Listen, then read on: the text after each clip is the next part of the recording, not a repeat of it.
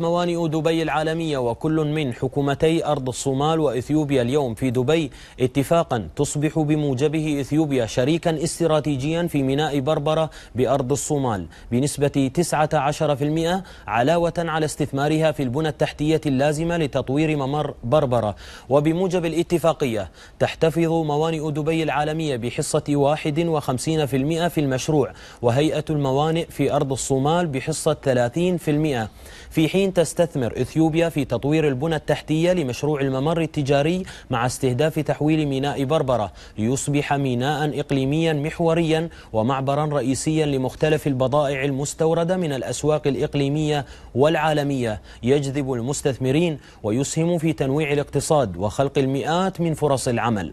وكانت موانئ دبي العالمية قد تسلمت إدارة ميناء بربرة منذ مارس العام الماضي، وحققت قفزات نوعية منذ ذلك الحين في تعزيز إنتاجيته. وتضم خطط تطوير ميناء بربرة وفقا للمخطط الرئيسي بناء مرسى إضافي في الميناء، حيث باشرت موانئ دبي العالمية بالفعل تنفيذ المخطط الرئيسي لتطوير الميناء وترقية المرافق القائمة وتزويده بمعدات جديدة تعزز من فعالية عملياته وإنتاجيته، وتشمل رافعات جديدة سيتم تسلم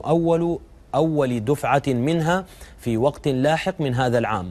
وأكد سلطان أحمد بن سليم رئيس مجلس الإدارة والرئيس التنفيذي لمجموعة موانئ دبي العالمية أهمية الاتفاقية مع حكومتي إثيوبيا وأرض الصومال، مرحبا بالشراكة الاستراتيجية التي وصفها بأنها تعزز التعاون بين الأطراف الثلاثة في ضوء الرغبة الصادقة المشتركة في إيجاد حلول مبتكرة لتحفيز النمو التجاري للدولتين الجارتين وربطهما بالأسواق العالمية.